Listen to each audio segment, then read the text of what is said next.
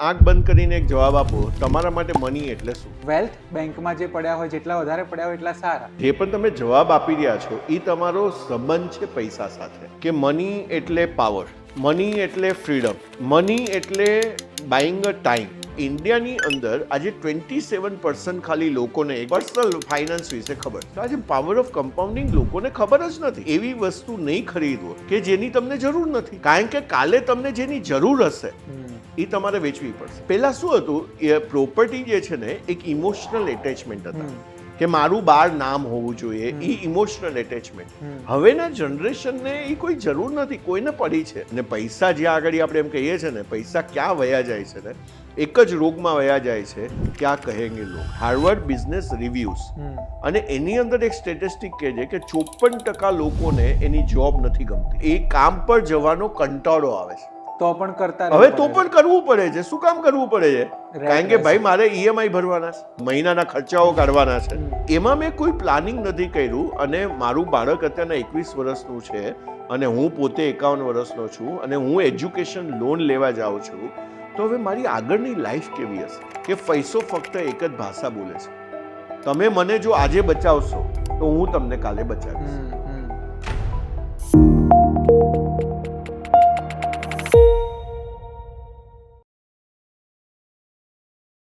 Hi, welcome to VT podcast. આગળના હુકમાં તમે જોઈ જ ચૂક્યા છો કે આજના ગેસ્ટ કોણ છે, અને આ ગેસ્ટને અમે મુંબઈથી સ્પેશિયલ આજે ફરી એટલા માટે બોલાવ્યા છે કારણ કે લાસ્ટ પોડકાસ્ટને તમે બહુ જ પ્રેમ આપ્યો છે. વીટીવી પર અમે દીપક ધાબલિયા સર સાથે જેટલા વિડીયો કર્યા છે એ બધાને વીટીવીના દર્શકોએ જબરજસ્ત પ્રેમ આપ્યો છે. એટલે આજે પબ્લિક ડિમાન્ડ પર તમે લોકોએ કમેન્ટમાં જે પ્રશ્નો કર્યા હતા એના વિશે માહિતી મેળવવા માટે આજે અમે દીપક સરને ફરી પાછા વીટીવી પોડકાસ્ટમાં બોલાવ્યા છે. જે લોકો આ એપિસોડ પહેલી વખત જોઈ રહ્યા છે એમના માટે કહી દઉં કે દીપક સર છેલ્લા 30 કરતાં વધારે વર્ષથી, એટલે મારી જે એજ છે ને એના કરતાં પણ વધારે વર્ષથી ફાઇનાન્શિયલ ક્ષેત્રે અને ઇન્વેસ્ટમેન્ટ ક્ષેત્રે કામ કરી રહ્યા છે. એવા હજારોની સંખ્યામાં લોકો છે, ગણવા અઘરા પડે એટલા, જેમણે દીપક સરની એડવાઇસથી, એમની મદદથી ફાઇનાન્શિયલ ફ્રીડમ મેળવી છે. અને લાસ્ટ પોડકાસ્ટ આપણો ફાઇનાન્શિયલ ફ્રીડમ વિશે જ હતો, જેની લિંક તમને ડિસ્ક્રિપ્શનમાં મળશે, સ્ક્રીન પર દેખાતું હશે, તમે સર્ચ કરીને જોઈ શકો છો. પણ આજના પોડકાસ્ટમાં આપણે સર સાથે ફાઇનાન્સને લગતી જ કેટલીક જુદી વાતો કરવાના છીએ. Welcome sir, welcome to VT podcast. Thank you so much. કેમ છો? બસ એકદમ જો આનંદ. સર, આપણા દર્શકોને તમારો પોડકાસ્ટ અને તમારી વાતો એટલી બધી ગમી છે કે મારે તમને ફરી બોલાવવા પડ્યા છે. Thank you so much. તો ગઈ વખતે બહુ બધી એવી કમેન્ટ્સ હતી દર્શકોની જેમના વિશે મને પણ જાણવું છે, દર્શકોને પણ જાણવું છે. તો આ વખતે આપણે વાત કરી છે પર્સનલ ફાઇનાન્સ પર, પણ એના વિશે મને થોડુંક એ સમજવું છે કે સર તમારી ઇન્વેસ્ટમેન્ટ જર્ની કેવી રહી છે? લાઈક તમે પહેલી વખત ઇન્વેસ્ટમેન્ટ કર્યું ત્યારે અમે લોકો જે કરતા હોય એવી જ ભૂલો કરી હતી કે શરૂ કેવી રીતે કર્યું હતું? બધા ભૂલો કરીને જ શીખતા હોય છે. સો તમે જે વર્ડ કીધો પર્સનલ ફાઇનાન્સ, તો પર્સનલ ફાઇનાન્સમાં મારી જર્ની એવી રીતના રહી કે બહુ લગભગ 92થી હું ઇક્વિટી માર્કેટમાં આવ્યો અને ઇક્વિટી માર્કેટમાં ત્યાં જઈને મેં ટ્રેડિંગ કરવાનું ચાલુ કર્યું કે જ્યાં દલાલ સ્ટ્રીટ આપણે મુંબઈમાં, અને હું મુંબઈથી છું તો દલાલ સ્ટ્રીટમાંથી કામ કરવાનું ચાલુ કર્યું. અને ત્યાં 7 લોકોને અલાઉ કરતા હતા એ દલાલ સ્ટ્રીટમાં જઈ અને ટ્રાન્ઝેક્શન કરવા માટે. 92ની વાત કરું છું. તો ત્યારથી મારી આ જર્ની ચાલુ થઈ અને ત્યારથી આપણે પૈસાને સમજવાનું ચાલુ કર્યું કે મની શું છે. હવે આજે હું તમને કહું, મની જેવો વર્ડ માઇન્ડમાં આવે તો તમે આંખ બંધ કરીને એક જવાબ આપો, તમારા માટે મની એટલે શું? મની એટલે શું? તમને હું પૂછું તો તમે શું કહો? મની એટલે શું? એટલે વેલ્થ બેંકમાં જે પડ્યા હોય જેટલા વધારે પડ્યા હોય એટલા સારા. બેંકમાં પૈસા જેટલા પડ્યા હોય એટલા વધારે સારા. હવે તમે આ જે પણ તમે જવાબ આપી રહ્યા છો એ તમારો સંબંધ છે પૈસા સાથે. તમારો સંબંધ છે પૈસા સાથે. હવે હું મારા બધા પ્રોગ્રામમાં, મારા પ્રોગ્રામ અહીંયાથી જ ભાવિનભાઈ ચાલુ થાય કે જ્યાં આપણે પૂછીએ કે આંખ બંધ કરીને વિઝ્યુલાઇઝ કરો, અને તમે બધા જ જેટલા પણ લોકો જોઈ રહ્યા છો બધા આંખ બંધ કરીને વિઝ્યુલાઇઝ કરો અને જુઓ, 3 વાર બોલો મની, અને તમારા માઇન્ડમાં શું આવે છે. મની એટલે શું? મની એટલે શું? મની એટલે શું? અને લખી લ્યો તમે 3 વારમાં કે મની એટલે શું. હવે મની એટલે એકચ્યુઅલમાં જો તમને એમ આવતું હોય કે મની એટલે પાવર, મની એટલે ફ્રીડમ, મની એટલે બાઇંગ અ ટાઈમ. જો તમને આવા અંદરથી જવાબો આપતા હોય તો પૈસો શું છે આજે? તો પૈસાની આજે આપણે ભાષા જોઈએ તો ખાલી એક્સચેન્જ જ છે ને. આજે એક્સચેન્જ જ છે કે ભાઈ મને કાંઈ પણ લેવું છે, મને આ ઘડિયાળ લેવી છે, તો મેં પૈસા આપ્યા અને મેં ઘડિયાળ લીધી. કાગળ પર એક વેલ્યુ નક્કી કરી, કાગળ ઉપર એક વેલ્યુ છે. પહેલા આપણે બાર્ટર કરતા હતા કે આપણે ઘઉં આપતા હતા અને ચોખા સમજો કે લેતા હતા અને બાર્ટર પહેલા કરતા હતા, અને હવે જે છે આપણે એક્સચેન્જ ફોર્મ છે મની એટલે. પણ આજે મને સાહેબ જે આટલા વર્ષ થયા તમે મને ક્વેશ્ચન પૂછ્યો, તો મારું અત્યારના પર્સનલ ફાઇનાન્સમાં મારી પોતાની જર્નીમાં મને એમ આવ્યું મની એટલે સ્વતંત્રતા, મની એટલે ફ્રીડમ, મની એટલે આઝાદી. અને મેં એક વસ્તુ જે જૂના પોડકાસ્ટમાં આપણે તમે બધા જોઈ લેજો, એને હું ફરીથી રિપીટ નથી કરતો, અને ત્યાં મેં પૂછ્યું હતું શું તમે તમારો આઝાદી દિવસ ઉજવો છો? અને જો તમે હવે આઝાદી દિવસ ન ઉજવતા હોય તો સાહેબ એક દિવસ નક્કી કરી લો કે આ દિવસ મારો આઝાદી દિવસ છે. તો જેવી રીતના મેં નક્કી કર્યું હતું કે 7 ડિસેમ્બર 2010 મારો આઝાદી દિવસ હશે, અને તમે કીધું એ પ્રમાણે મેં બહુ મહેનત કરી પર્સનલ ફાઇનાન્સને સમજો, અને એ પર્સનલ ફાઇનાન્સને સમજ્યા પછી એ આઝાદી ઉપર મેં કામ, કારણ કે મેં તો આંખ બંધ કરીને મેં એમ જ વિચાર કર્યું કે આપણે તો સાપ સીડીની ગેમ રમી રહ્યા છે. હવે આપણી કોઈની કોઈ વસ્તુ નક્કી નથી કે કાલે શું થવાનું છે, કાલો કયો સાપ આવશે અને મારી ઇન્કમને ડસી જશે. હવે મારી ઇન્કમને જો ડસી ગયો તો મારી પાસે બચવા, મારી પરિવારને બચવા માટેના જે મેં 7 ફેરા વખતે બધા વચનો લીધા છે એ તો મારે પાડવાના છે, અને જેટલા લોકોએ આજે લગ્ન કર્યા છે એમને વચનો તો પાડવાના જ છે. તો એ વચનો પાડવા માટે મારી પાસે શું રિસોર્સ જોઈએ? તો કે પૈસા. આજે જેટલા વચનો આપ્યા છે બધાને પાડવા માટે મારી પાસે પૈસા આવવા જોઈએ. તો પહેલું તો અહીંયા નક્કી કરી લો કે પૈસો જે છે એ બહુ જ ઇમ્પોર્ટન્ટ રિસોર્સ છે, આ એક બહુ જ મહત્વનું રિસોર્સ છે. અને એ રિસોર્સ વગર તમારું સવારના તમે ઉઠો છો, રાતના સૂવો છો, અને રાતના જો એસી ચાલુ છે, પંખા ચાલુ છે, તો એ રાતના પૈસા વપરાય છે, પણ રાતના આપણે કમાતા નથી. હા, આપણે કમાતા નથી. તો એ મેં નક્કી કર્યું કે મારા માટે પૈસા એટલે શું? તો પહેલું જ વસ્તુ મને આવી કે ફ્રીડમ. તો પર્સનલ ફાઇનાન્સ જ્યારે પણ આપણે સમજવાની જો કોશિશ કરતા હોય ને, તો અહીંયા તો બધાને મારું સજેશન એ હશે કે આપણે બધા નક્કી કરી લ્યો કે ભાઈ મને સ્વતંત્રતા જુએ છે. કાલે સાપ સીડીની ગેમ હોય ન હોય, સાપ આવે, મારા કર્મ સારા છે, સાપ ના આવે, પણ મને એક્ટિવ ઇન્કમમાંથી બહાર નીકળી જવું છે. હવે આજે પણ હું એક્ટિવ ઇન્કમ કરું છું, આજે પણ હું દોડાદોડી કરું છું, આજે પણ હું દિવસના 12 કલાક કામ કરું છું, પણ કામ મારે જે મને ગમે છે એ કરું છું. હવે આજે બે વસ્તુનો અંતર જોઈએ આપણે. આજે ભારતમાં સ્ટેટિસ્ટિક હેલ્પેજ ઇન્ડિયા કરીને એક ઓર્ગેનાઇઝેશન છે, અને એ બધા સ્ટેટિસ્ટિક આપે છે. હવે આજે તમે જુઓ કે 60 પછી પણ 95% લોકો એવા છે જેને પાસે સર્વાઈવલ મની નથી. અચ્છા.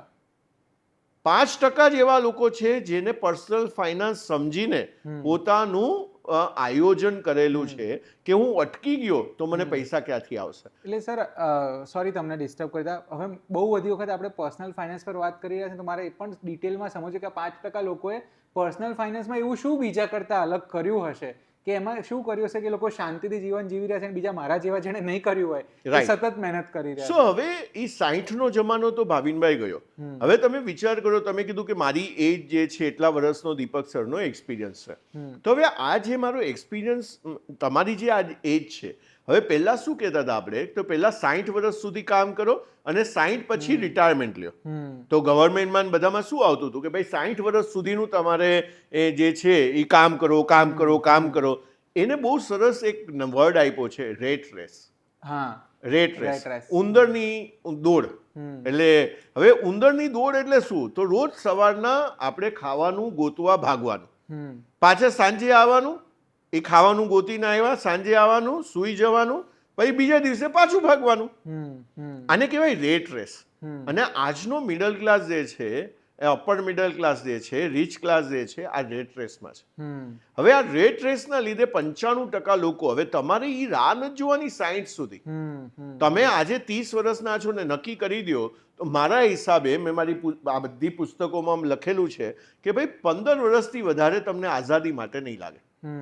આજે તમે સમજો 15 વર્ષ 20 વર્ષ તમે તમારી આઝાદી માટે આપી દીધા તો તમારું કામ થઈ ગયું.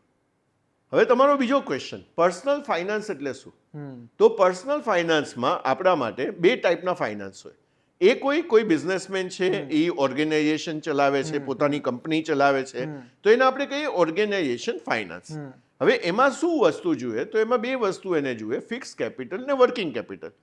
તો ફિક્સ કેપિટલ એના માટે શું થઈ ગઈ? તો એની ફેક્ટરી ફિક્સ કેપિટલ થઈ ગઈ, આવો સ્ટુડિયો ફિક્સ કેપિટલ થઈ ગઈ, આટલી મોટી ઓફિસ ફિક્સ કેપિટલ થઈ ગઈ. હવે વર્કિંગ કેપિટલ એટલે શું? તો હર મહિને મારે જે સેલેરી આપવાની છે, એ હર મહિને મારે જે એક્સપેન્સીસ આપવાના છે, મેન્ટેનન્સ આપવાનું છે, એ મારી વર્કિંગ કેપિટલ થઈ ગઈ. બરાબર? તો આ મારો બિઝનેસ ફાઇનાન્સ થઈ ગયો. અને આજે તમે કોઈ પણ કંપનીને લઈ લ્યો, એમની બેલેન્સ શીટ હશે, ડેઇલીના એ લોકોના બજેટિંગ હશે, આ વખતે કેટલા રૂપિયા આપણે ખર્ચવા છે, આપણે કેટલો પ્રોફિટ કરવો છે, તો આ બધી વસ્તુ એની અંદર એક એક રૂપિયો જ્યાં આગળ ખર્ચાતો હોય ત્યાં અકાઉન્ટિંગ થાય છે. બરાબર છે? તો આ વસ્તુ થઈ ગઈ મારી ઓર્ગેનાઇઝેશન ફાઇનાન્સ. હવે મારું થઈ ગઈ પર્સનલ ફાઇનાન્સ. હવે પર્સનલ ફાઇનાન્સ એટલે શું? તો એમાં 4 મેઇન વસ્તુ છે. તો મારે 4 મેઇન વસ્તુ શું જોવાની? મારી ઇન્કમ, મારી એક્સપેન્સ, મારી એસેટ્સ અને મારી લાયબિલિટીઝ. તો આ મેં 4 વસ્તુ મેં જોઈ લીધી કે મારી ઇન્કમ, તો મારી ઇન્કમ જે છે એ કોન્સ્ટન્ટલી વધવી જોઈએ.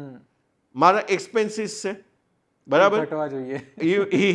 એ વાત ચર્ચા કરીએ આપણે કે ભાઈ એકચ્યુઅલી શું થાય છે મિડલ ક્લાસમાં. અને પછી આપણી એસેટ્સ હોય ને લાયબિલિટી છે. આ 4 વસ્તુ મારી એ ટોટલ મારી બેલેન્સ શીટ જુઓ તો પર્સનલ બેલેન્સ શીટની આ વસ્તુ મારી હોવી જોઈએ. તો આને આપણે કહીશું પર્સનલ ફાઇનાન્સ. પણ હવે પર્સનલ ફાઇનાન્સમાં મતલબ મારે રોકાણ કરવાનું છે કે કોઈ મને પૈસા આપશે? મતલબ મારો ગોલ તો એન્ડ એ જ છે કે મારી ઇન્કમ વધવી જોઈએ. તો પર્સનલ ફાઇનાન્સને હું કઈ રીતે મેનેજ કરું તો મારી ઇન્કમ વધે? કારણ કે મારા માટે એવું છે કે મારા માટે પર્સનલ ફાઇનાન્સ કે મારી મૂડી શું, તો મેં થોડાક પૈસા બચાવ્યા, એને રિયલ એસ્ટેટમાં ઇન્વેસ્ટ કર્યા, કોઈ દુકાન લઈને ભાડે ચડાવી કે ઘર લીધેને ઘર ભાડે આપ્યું. સો એ કઈ રીતે કરવું જોઈએ? મતલબ પર્સનલ ફાઇનાન્સને મેનેજ કઈ રીતે કરવું જોઈએ? પર્સનલ ફાઇનાન્સને મેનેજ કેવી રીતના કરવું જોઈએ? બરાબર, બહુ સરસ ક્વેશ્ચન છે. હવે પહેલાં તો આપણે એ સમજીએ કે ભાઈ આજે ઇન્ડિયામાં, હવે આજે આપણે જોઈ લઈએ કે ભાઈ એક એવરેજ માણસ જે છે, તમારું એ બાળક હશે તો એવરેજ જે છે તો એ 25 વર્ષ ભણશે. હા, બરાબર છે. હવે આ 25 વર્ષમાં એ જે ભણશે એમાંથી આજે 50 લાખથી કરોડનો ખર્ચો થાય છે. પણ હવે આ 25 વર્ષના જે એના ભણતર છે કે ભાઈ એને 10th સુધી ભણ્યો, બરાબર છે, પણ એના પછી એને ગ્રેજ્યુએશન કર્યું, તો ત્યાં સુધીમાં જ એને 21 વર્ષ થઈ જાય છે. અને પછી એ સમજો કે ભાઈ પોસ્ટ ગ્રેજ્યુએશન કરે છે, માસ્ટર કરે છે, તો 25-27 વર્ષ થઈ જાય છે. હવે આજે આપણે જોઈએ છીએ કે મેં પ્રોફેશનલ લોકોને ફાઇનાન્શિયલી સ્ટ્રગલ કરતા જોયા છે. હવે આ શેની માટે જોયા છે? કારણ કે એમને બધું ભણી લીધું, પણ એમના અને તમે જે ભણ્યા એની અંદર મનીનો કોઈ સબ્જેક્ટ હતો નહોતો, મનીના કોઈ ટીચર હતા નહોતા. તો આપણે અત્યાર સુધી મનીને કેવી રીતના હેન્ડલ કરવા એ આપણે સમજ્યા જ નથી. મનીને કેવી રીતના આપણે ઇન્કમ, એક્સપેન્સ કેટલા કરવા, એની કોઈ ફોર્મ્યુલા છે? મારી એસેટ્સ કઈ ટાઈપની એસેટ્સ હોવી જોઈએ, રાઈટ? સો મારી એસેટ્સ જે છે એ ઇન્કમ જનરેટિંગ હોવી જોઈએ. મારી એ જે એસેટ્સ જે છે એ મારા ખીચામાંથી પૈસા લઈ જવા જોઈએ, એને એસેટ્સ કહેવાય કે એને લાયબિલિટી કહેવાય. તો આ બધી વસ્તુ જ્યારે હું સમજું છું ત્યારે મને પર્સનલ ફાઇનાન્સ સમજાય છે. હવે સમજો, તમે જે ક્વેશ્ચન પૂછ્યો એમાં સૌથી પહેલું આવે બજેટિંગ. પણ ઇન્ડિયાની અંદર શું છે? તો ઇન્ડિયાની અંદર આજે 27% ખાલી લોકોને એક સ્ટેટિસ્ટિક કહે છે પર્સનલ ફાઇનાન્સ વિશે ખબર છે. પર્સનલ ફાઇનાન્સ વિશે આ 4 વસ્તુ વિશે ખબર છે. હવે પાવર ઓફ કમ્પાઉન્ડિંગ, તો આજે પાવર ઓફ કમ્પાઉન્ડિંગ લોકોને ખબર જ નથી કે ભાઈ પાવર ઓફ કમ્પાઉન્ડિંગ શું છે. હવે આજે અમે એક 100 કરોડનો ક્લબ ચલાવીએ છીએ અને એમાં કોઈ પણ પૂછે કે ભાઈ આપણે 100 કરોડ સુધી પહોંચી શકીએ, મેં કોઈ પણ પહોંચી શકે. આજે કોઈ પણ 100 કરોડ સુધી જઈ શકે. હવે 100 કરોડ માટે તમે જો વિચાર કરો, આજે 20 વર્ષનું કોઈ છોકરું છે, આજે 1000 રૂપિયાની સાહેબ એસઆઈપી ચાલુ કરે છે. આજે આપણે કહીએ ને કે ભાઈ વોરન બફેની આજે જે નેટવર્ક છે એ લાખો કરોડોમાં છે, બરાબર છે, ડોલરોમાં છે આજે, રાઈટ? હવે એમ સમજવા જાય કે ભાઈ એની નેટવર્ક આટલી બધી નેટવર્ક છે, પણ એની એજ શું છે અત્યારના? તો કે 93ની એજમાં, 90+ એજમાં આટલી મોટી એમની નેટવર્ક છે, જે વર્લ્ડનો રિચેસ્ટ માણસ ગણાય છે. પણ એને ઇન્વેસ્ટમેન્ટ ક્યારે ચાલુ કર્યું? તો કે 11 વર્ષની એજમાં. હવે એ આજે પોતાના ઘરમાં રહે છે તો કે હા પોતાના ઘરમાં રહે છે પણ એની પાસે કોઈ એન્ટિલિયા નથી. એની પાસે એક પોતાનું જે જૂનું ઘર છે એની અંદર રહે છે જરૂરિયાત પૂરતું. તો એમનું કેવું શું છે? તો એમને બહુ સરસ 1-2 લાઈન આપી આપણને લોકોને સમજવા માટે કે એવી વસ્તુ નહીં ખરીદો કે જેની તમને જરૂર નથી. કારણ કે કાલે તમને જેની જરૂર હશે એ તમારે વેચવી પડશે. કારણ કે તમે કઈ વસ્તુ ખરીદી જેની જરૂર નહોતી, જેની જરૂર નથી. હવે આના ઉપર આપણે 2 કલાક ડિસ્કસ કરી શકીએ કે આજે તમે વિચાર કરો કે આપણે લોકો મેજોરિટી લોકો પાસે પૈસા કેમ નથી? કારણ કે ખરીદી એ લીધું છે જેની જરૂર જ નથી. બદલાતી લાઈફસ્ટાઈલે આપણી આદતો બદલી નાખી છે. લાઈક અત્યારે બહુ બધા લોકો એવું કરે છે કે રહેતા હોય ન્યુક્લિયર ફેમિલીમાં પણ ઘર 3 BHK 4 BHK લીધું હોય, પછી એમાં ઇન્ટિરિયર એટલું કરાયું હોય કારણ કે ખાલી રૂમ ગમે નહીં. સો એ પોતાનું ઘર લેવું એ ક્યારેક લાયબિલિટી બની જાય. તો તમારા મતે શું કરવું જોઈએ? એવી વેલ્થ ક્રિએશન સારી કે બીજા કોઈ પ્રકારની વેલ્થ ક્રિએશન કરવી જોઈએ? હવે આજે સમજો આનું સ્ટેટિસ્ટિક જોઈએ આપણે. આજે કોઈ પણ મને આ ઘણા બધા પોડકાસ્ટમાં ક્વેશ્ચન આવે છે કે ભાઈ આપણે શું પોતાની જનરેશન પોતાની વેલ્થને ક્રિએશન કરવી જોઈએ?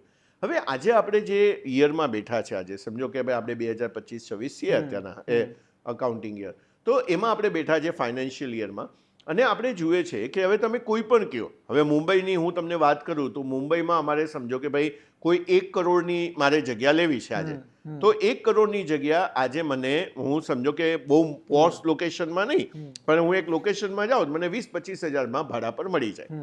એવી રીતના અમદાવાદમાં પણ હશે અને બીજી બધી સિટીઓમાં 2-2.5% રેન્ટ આજે ચાલે છે. ઇકોનોમિક ટાઈમ્સે એક આખું સર્વે આપ્યું છે કે કઈ સિટીમાં કેટલું રેન્ટ ચાલે છે.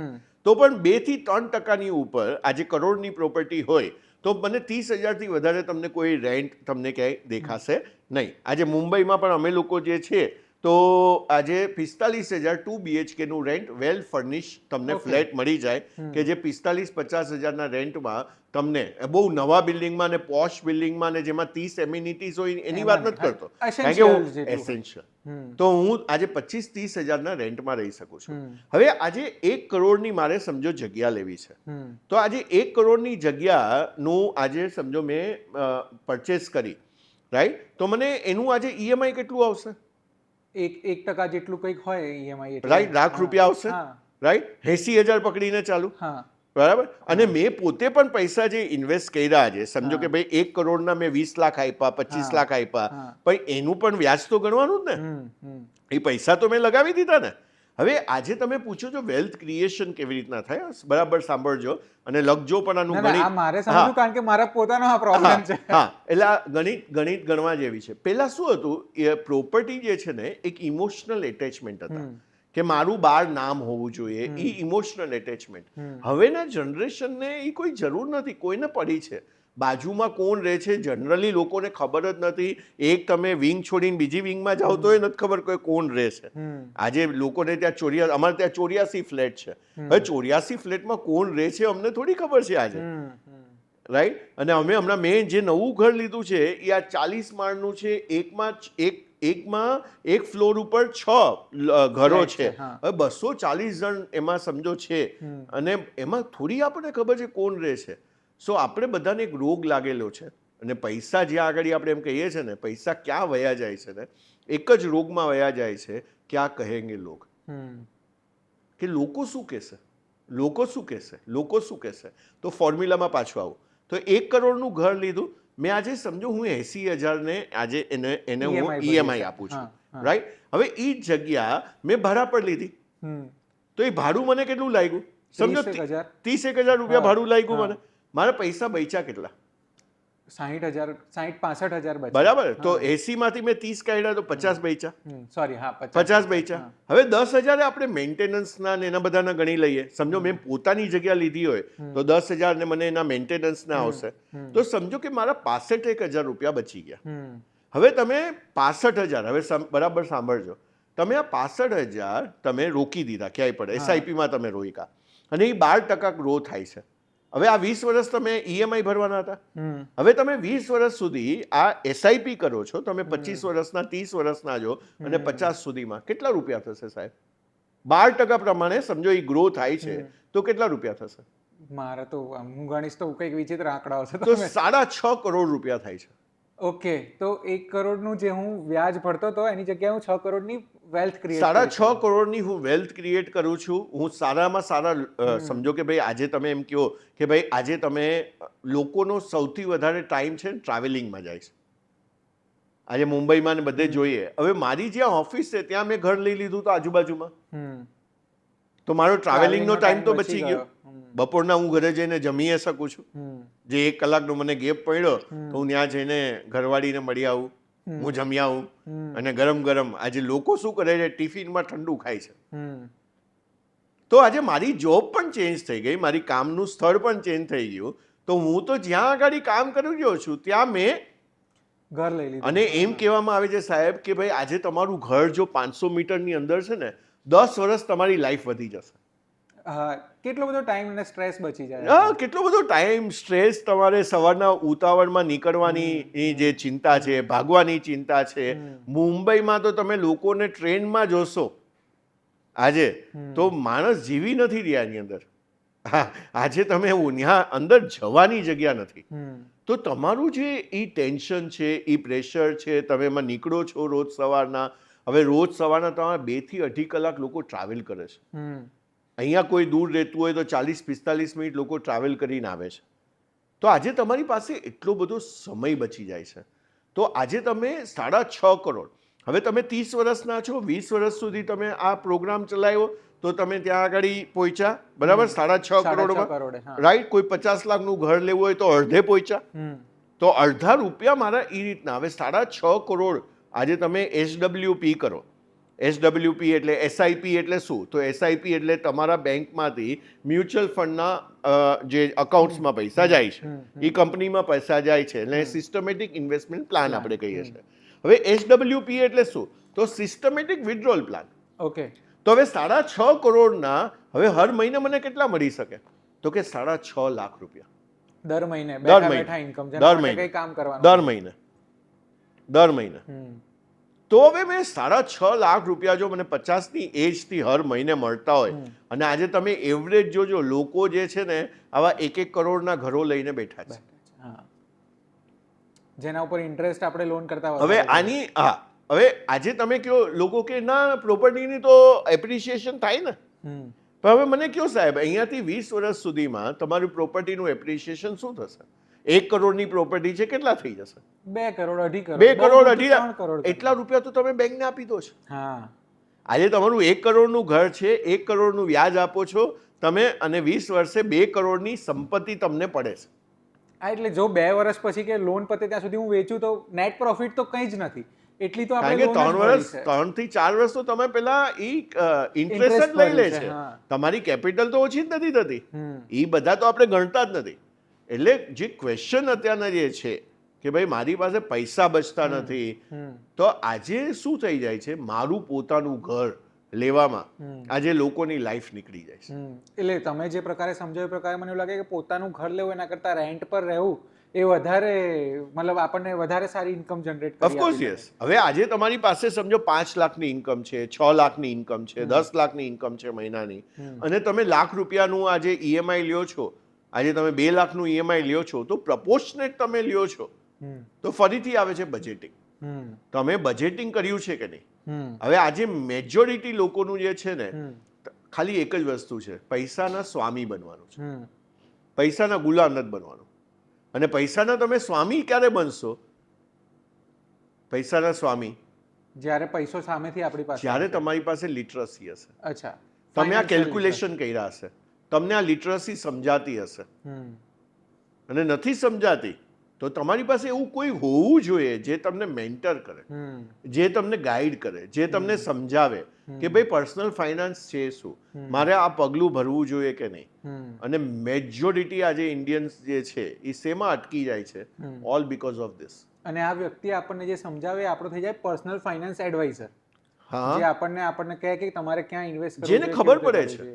આજે તમને જેને ખબર પડે છે, જેને આટલા વખતનો એક્સપિરિયન્સ છે, જે તમને સમજાવી શકે છે. હું તો સિમ્પલ કહું, તમારો એડવાઇઝર કોણ હોવો જોઈએ? તો તમારો એડવાઇઝર એવો હોવો જોઈએ જે તમે જે લાઈફ વિચારી રહ્યા છો ને એ જીવી રહ્યો છે. તો એના અનુભવથી આપણને સમજાઈ શકે કે શું કરવું જોઈએ શું ના કરવું હા જોઈએ. કે ઓલરેડી ખાલી એમની પાસે પોતા પાસે જે બુક નોલેજ નથી. આજે પોતા પાસે આજે તમે તેંડુલકર પાસે જાઓ છો અને તમારે બેટિંગ જીનિયસ બનવું છે, હવે એને આટલા એના રેકોર્ડો છે. આજે એની પાસે આજે વિરાટ કોહલી પાસે તમે સમજવા જાઓ છો તો એની પાસે આટલા રેકોર્ડ છે. એ જીવી ચૂક્યા છે લાઈફ. તો એ જે જીવી ચૂક્યા છે લાઈફ એ એના એક્સપિરિયન્સ પરથી કહે છે. આજે તો મારે એક્સપિરિયન્સ પરથી સમજવાનું છે. ઓકે સર, હું પહેલું પાછો વેલ્થ જનરેશન પર આવવા માંગુ છું કે આપણે એવી રીતે તમે જે સમજાવ્યું પ્રમાણે તો એવું થાય કે પોતાનું ઘર લેવું ના જોઈએ, એટલે પ્રોપર્ટી ક્રિએટ ના કરવી જોઈએ, રેન્ટ પર રહેવું જોઈએ અને વેલ્થ આપણી ઇન્ક્રીઝ ઇન્ટરેસ્ટ એને એ સબ્જેક્ટિવ છે. હા, પણ તો પછી મારે મારી પ્રોપર્ટી બનાવી છે, મતલબ મારે મારી વેલ્થ વધારવી છે, તો એનું શું ફોર્મ્યુલા, એ કરવાનું કઈ રીતે, મતલબ ક્યાં ઇન્વેસ્ટ કરવાનું, કે વેલ્થ ક્રિએશન કઈ રીતે કરવાનું? હવે સમજો આજે તમે વેલ્થ ક્રિએશન આપણે જોઈએ અને હું તમને 80s થી અત્યાર સુધીના આપણે ડેટા જોઈએ, 45 વર્ષ આપણે એ સમજો થયા હોય એના 45 વર્ષના ડેટા જોઈએ. તો હવે આજે સમજો કે મેઇન એસેટ્સ ક્લાસ કયા, તો આજે એફડી એક એસેટ ક્લાસ થઈ ગયો કે એમાં ફિક્સ ડિપોઝિટ, જેમાં લાખો કરોડો રૂપિયા અત્યારના લોકોના ફિક્સ ડિપોઝિટમાં પડેલા છે.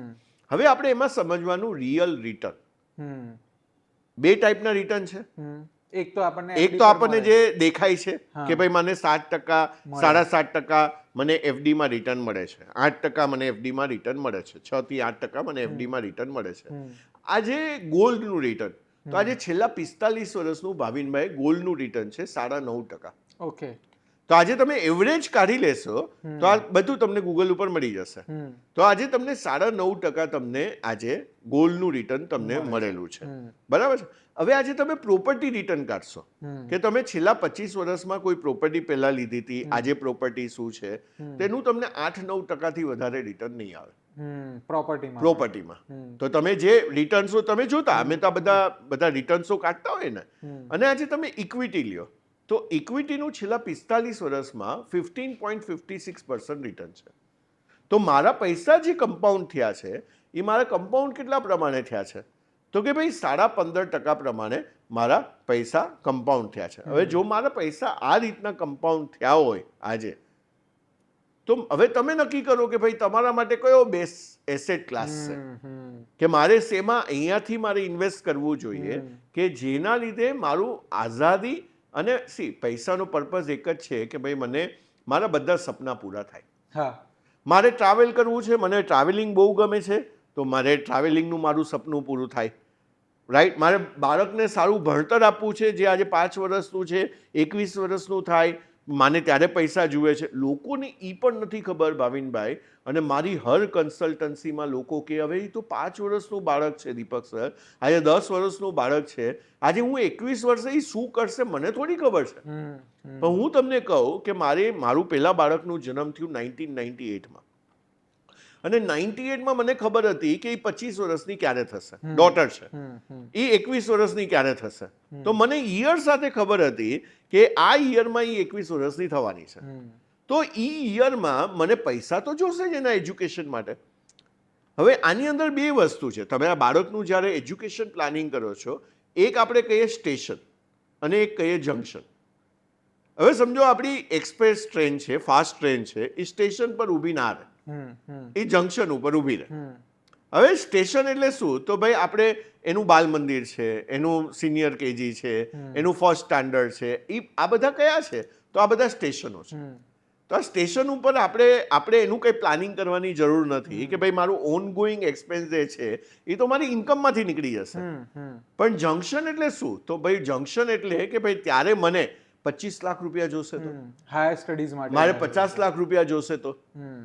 હવે લોકોને શું છે કે ભાઈ ત્યારે જોશે તો. હવે તમે વિચાર કરો, આજે 75% એજ્યુકેશન લોનનો રેશિયો છે. હવે તમે વિચાર કરો કે ભાઈ આજે કોઈ માણસ, હવે એજ તમે કોઈ પણ એજ લ્યો, હવે સમજો મારી એજ લ્યો અને મારી ડોટરની એજ લ્યો, એમાં -30 કરો, બરાબર.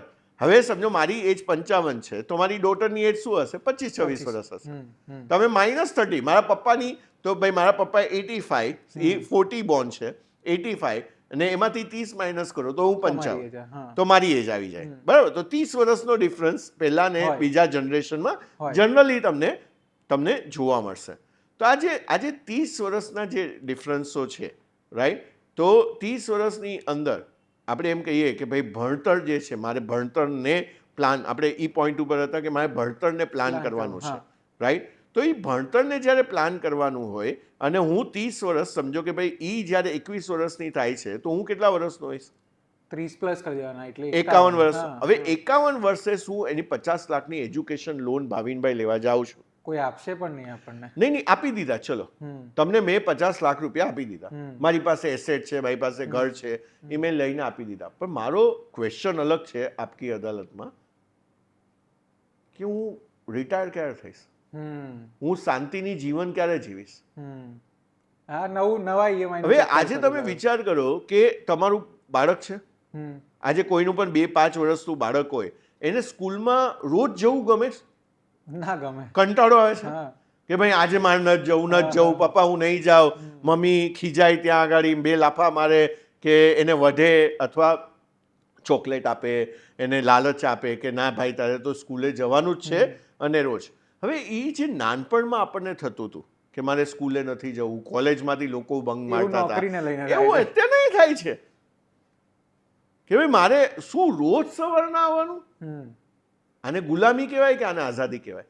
આને ગુલામી જ કહેવાય એક તરીકે તો. કે મને જે નથી ગમતું એ હું કરી રહ્યો છું, મને આ જોબ નથી ગમતો એ હું કરી રહ્યો છું. હવે તમે આજે હાર્વર્ડ યુનિવર્સિટીના બુકો આવે છે અને એને HBR કહેવાય છે, હાર્વર્ડ બિઝનેસ રિવ્યુઝ, અને એની અંદર એક સ્ટેટિસ્ટિક કહે છે કે 54% લોકોને એની જોબ નથી ગમતી. 54% લોકોને એ કામ પર જવાનો કંટાળો આવે છે. તો પણ કરતા, હવે તો પણ કરવું પડે છે. શું કામ કરવું પડે છે? કારણ કે ભાઈ મારે EMI ભરવાના છે, મારે મારા હર મહિનાના ખર્ચાઓ કાઢવાના છે. હવે એમાં મેં કોઈ પ્લાનિંગ નથી કર્યું, અને મારું બાળક અત્યારના 21 વર્ષનું છે અને હું પોતે 51 વર્ષનો છું અને હું એજ્યુકેશન લોન લેવા જાઉં છું, તો હવે મારી આગળની લાઈફ કેવી હશે? તો તમારે, મેં એક રૂલ લખેલો છે સાહેબ, draw the map before you start the journey. Draw the map before you start the journey. હા, તો તમે સ્ટાર્ટ કરી, તમે લગ્ન કર્યા, મીટર ડાઉન થઈ ગયું, આજે તમારા ખર્ચા ચાલુ થઈ ગયા. હવે તમે જેવા લગ્ન કરો છો અથવા તમે એની પહેલાંથી પર્સનલ ફાઇનાન્સ સમજતા હો, તો અહીંયાથી તમારી આખી જર્નીને ડ્રો કરો કે મારા હર જંકશન ઉપર ખર્ચા કેટલા હશે, કેટલા રૂપિયા મારે મોટા વાપરવાના આવે છે, અને એનું આયોજન તમે, વ્હીકલ કંઈ પણ હોઈ શકે, વ્હીકલ હું ઇક્વિટીથી કરું, ગોલ્ડથી કરું, FDથી કરું, કાંઈ પણ હોઈ શકે, પણ તમે એનું બેકવર્ડ પ્લાનિંગ કરો કે મને ત્યારે કરોડ રૂપિયા જુએ છે. અને અમારી પાસે બધા કેલ્ક્યુલેટર છે, તમે ઓનલાઈન જાઓ તમને બધા કેલ્ક્યુલેટર મળશે કે ભાઈ મને આટલા રૂપિયા, 1 કરોડ રૂપિયા જુએ છે. હવે 1 કરોડ મારે જુએ છે એ કેવી રીતના કાઢવાના? તો આ બધા જ છે ને, બહુ કન્ફ્યુઝન છે લોકોને, તો કે ભાઈ મારે ગણવા કેવી રીતના? હવે તો એનો રૂલ છે, રૂલ ઓફ 72. ઓકે. હવે ફાઇનાન્સના રૂલમાં રૂલ ઓફ 72 શું છે? હવે મારે એમ ગણવું એવું હોય કે મારી દીકરી અત્યારના 5 વર્ષની છે, 21 વર્ષે 16 વર્ષ પછી મને આજે એ પૈસા જોશે. હવે પહેલા તો કેટલા જોશે? પહેલા વાય નક્કી થઈ ગયો કે ભાઈ મને કેટલા રૂપિયા જોશે. પહેલા તો આપણે કહીએ ને 95% ખબર જ નથી કે ભાઈ શું જોશે. એ તો કોઈ ગણતરી જ નથી કરી, કોઈ બેઠા નથી, કોઈ પેપર પેન લીધા નથી, તે એમાં ગોલ લખ્યા નથી. અને લાઈફમાં સાહેબ 3 જ ગોલ છે જેને નોન નેગોશિયેબલ ગોલ કહેવાય, જેની સાથે મારે બાંધછોડ કરવાની નથી, જેની સાથે મારી પાસે ઓપ્શન જ નથી કે મારે કરવાનું જ કે નથી કરવાનું. હવે જો તમે લગ્ન કરી લીધા છે તો તમારી પાસે બાળક છે, તો તમારા મેઇન 3 ગોલ છે. બાળકને તમે ભણાવો, બરાબર, એને ઉચ્ચ શિક્ષણ આપો, તમે એને વર્લ્ડ ક્લાસ એજ્યુકેશન આપો, અથવા અમદાવાદમાં રહેતા હોય, મુંબઈમાં રહેતા હોય, ત્યાં જે સારામાં સારું એજ્યુકેશન આપો. અને આજે આપણે જોઈએ છે બધા રિયાલિટી શોમાં એ જોઈએ છે કે ભાઈ આજે એમનો કોઈ ચાલીમાં આપણે રિક્ષા ડ્રાઈવર હતો અને એની છોકરી IAS ઓફિસર થઈ ગઈ. આજે એ જોઈએ છે આપણે, અને એની પાછળ એને કેટલા સેક્રિફાઈસ કર્યા, બરાબર. તો એક તો છે મારા બાળકને મારે ઉચ્ચ ભણતર આપવું છે, વર્લ્ડ ક્લાસ એજ્યુકેશન આપવું છે, પછી એના મારે લગ્ન કરવા છે, બરાબર. અને ત્રીજું છે કે ભાઈ મેં આને આપણે કહ્યું કે ભાઈ ભણતર આપ્યું, એજ્યુકેશન આપ્યું અને મારી આઝાદી. આ 3 મેઇન ગોલ છે. હવે ચોથો ગોલ મારે ઘર લેવું કે ન લેવું આ ઓપ્શનલ છે. મારે ગાડી લેવી કે ન લેવી આ ઓપ્શનલ છે. મારે ટૂર પર જવું કે ન જવું ઓપ્શનલ છે. હું આજે જાઉં આવતા વર્ષે જાઉં ચાલશે, પણ મારે છોકરીનું એડમિશન લેવાનું છે એ તો મારે કરાવવાનું જ છે. તો આ મને ખબર છે. પછી બાકી ઓલા જે સાપ બેઠા છે એનું આયોજન તો અલગ કરવાનું. તો સર એક વસ્તુ નક્કી થઈ ગઈ કે મારા ખર્ચા ફિક્સ છે, મારા ગોલ ફિક્સ છે. હવે એક લેવલ આગળ જઈએ કે મેં નક્કી કરી લીધું કે મારે ઇન્વેસ્ટમેન્ટ કરવું છે, તો મારી પાસે બહુ બધા ઓપ્શન છે. એક પરંપરાગત ઓપ્શન છે કે ગોલ્ડમાં રોકાણ કરીએ, એટલે આપણે ઘરેણા લઈએ કે આપણે ઘરેણા એટલા માટે લઈએ કે ત્યાં સેફ છે, ગોલ્ડના ભાવ વધવાના જ છે, આપણે બધા જોઈએ છે. બીજું બહુ તો પોસ્ટ ઓફિસમાં કરીએ કે FD કરીએ. પણ હવે આજકાલ જે નવું સાંભળવા મળે છે ને છે કે ઇક્વિટીમાં રોકાણ કરો, મ્યુચ્યુઅલ ફંડ કરો, કે હવે તો એનાથી પણ આગળ ક્રિપ્ટોકરન્સી કરો. સો તમારો જે આટલા વર્ષનો એક્સપિરિયન્સ છે, તમારી પાસે જે ડેટા છે, આમાંથી કયું મીડિયમ બેસ્ટ અથવા મારે શરૂઆત ક્યાંથી કરવી જોઈએ? રોકાણ કરવા માટેનું મીડિયમ કયું સૌથી સારું? પહેલા તો તમે બજેટિંગ કરી લો. બજેટિંગ કર્યા પછી તમને ખબર પડશે કે ભાઈ મારા ગોલ નક્કી કરી લો. બરાબર, બજેટિંગનો એક પાર્ટ છે ગોલ સેટિંગ. તો તમે ગોલ સેટિંગ કરી લીધા કે ભાઈ મારા આ બધા ગોલો છે ને આ ગોલમાં મારી પ્રાયોરિટી મેં તમને કહી દીધી કે ભાઈ બચ્ચાઓનું એજ્યુકેશન છે, એના લગ્ન છે અને આપણું ફ્રીડમ છે, રાઈટ? આ મારે કરવાનું છે. હવે સમજો કે ભાઈ મારે વ્હીકલ ચૂઝ કરવાનું છે કે મારે ઇન્વેસ્ટ ક્યાં કરવું. હવે તમે અલગ અલગ વર્ડ્સ બોલ્યા, અલગ અલગ બોલ્યા, તો હવે સૌથી આપણે એમ કહીએ કે ભાઈ ઇન્વેસ્ટમેન્ટ છે ને બહુ સિમ્પલ છે, અને જેટલું તમે સિમ્પલ રાખશો ને એટલું તમે આરામથી એને લાંબા ગાળા સુધી એને સાચવી શકશો. હવે આપણે એક વસ્તુ સમજવાની છે ભાવિનભાઈ, એક છે રિયલ રિટર્ન, જેની આપણે વાત કરતા હતા પહેલા. તો આજે મારું FDમાં સમજો હું આજે 8% કમાઉં છું, હાઈએસ્ટ પકડી રહ્યો છું, 8% કમાઉં છું. કોઓપરેટિવ બેંકમાં મને 8% મળ્યા, તો 8% મળ્યા. હવે આ મોંઘવારી કેટલા ટકે ચાલે છે? તો આપણે એમ કહીએ કે ભાઈ મોંઘવારી સમજો 7% મોંઘવારી ચાલે છે. તો 7% જો મોંઘવારી ચાલતી હોય ને 8% મેં રિટર્ન અર્ન કર્યું, તો મારું રિયલ રિટર્ન કેટલું થયું? 1% થયું. હવે મારે ટેક્સેશન આપવાનું કે મારે તો FDમાં ટેક્સ આપવાનો જ છે, તો પછી મારું રિયલ રિટર્ન શું થયું? એટલે લગભગ નથિંગ થયું. તો હવે લોસ થયો, કારણ કે રૂપિયાની વેલ્યુ તો ઘટતી ગઈ. તો હવે આપણે એક સેઇંગ તો ખબર જ છે ને બધાને કે ભાઈ ગરીબ માણસ વધારે ગરીબ થઈ રહ્યો છે અને અમીર માણસ વધારે અમીર થઈ રહ્યો છે. તો હવે આને ડીકોડ કરીએ, આને સમજવાની કોશિશ કરીએ કે અમીર માણસ એવું કરે શું છે જેનાથી વધારે અમીર થઈ રહ્યો છે. બરાબર? તો એનું કરવાનું એ છે ઇન્ફ્લેશનને બીટ કરે છે. આજે મારે હું જો મોંઘવારીને બીટ ના કરી શકું, આજે કેમ લોકો 95% લોકોને ખબર નથી પડતી કે 60 વર્ષ પછી પણ એ લોકો આઝાદ નથી સમજાતું? બધાને બધું જ સમજાય છે પણ કરી નથી શકતા, કારણ કે એક તો રિયલ રિટર્નની ખબર નથી કે ભાઈ આ રિયલ રિટર્ન આવી રીતના છે. પહેલા તો બચત નથી થતી, બરાબર છે? હવે બચત પહેલા તો તમે બચત કરતા શીખી જાઓ. અને મારું તો જબરજસ્ત, હું 2 લાઈન બોલું છું કે પૈસો ફક્ત એક જ ભાષા બોલે છે. તમે મને જો આજે બચાવશો તો હું તમને કાલે બચાવીશ. અને મેં તમને પૈસા બચાવવાની સિમ્પલ ફોર્મ્યુલા એ બધી કહી દીધી કે ભાઈ તમે એવા બધા ટેગની પાછળ ના જાઓ. મારું આ સૂટ બ્રાન્ડેડ હોવું જોઈએ, મારા જૂતા બ્રાન્ડેડ હોવા જોઈએ. આજે મેં લોકોને જોયા છે 2.5 લાખના પર્સ લઈને ચાલે છે. હવે તમે આજે મેં લોકોને જોયા છે 2.5 લાખ, 3 લાખ, 5 લાખની ઘડિયાળ. હવે તમે આ બધી વસ્તુ જેમ જેમ તમે કમાવા માંડો અને જો તમે આ પૈસાને ખર્ચા કરવા માંડો તો નેચરલી તમારી પાસે કંઈ બચવાનું જ નથી. બરાબર? તો તમે રિયલ રિટર્ન જુઓ કે તમે આજે ઇન્ફ્લેશનના ડબલ પૈસા કમાઈ રહ્યા. આ ફોર્મ્યુલા છે. હું જો ઇન્ફ્લેશનના ડબલ પૈસા કમાઈ રહ્યો છું તો આજે મારું રિટર્ન કેટલું હોવું જોઈએ? 12-15% મારું રિટર્ન હોવું જોઈએ. હવે 12 થી 15% હું આજે જ્યારે કમાઉં છું ત્યારે હું એમ કહી શકું કે ભાઈ હું થોડા વખતમાં ફાઇનાન્શિયલી ફ્રી થઈ જઈશ, હું મારા ગોલને અચીવ કરી લઈશ. અથવા સમજો હું 7.5-8% કમાઉં છું તો મારું રિયલ રિટર્ન તો ઇન્ફ્લેશન ખાઈ ગયું. કારણ કે ઇન્ફ્લેશન શું છે? ડાયનાસોર છે, એ ખાઈ જાય છે આપણને.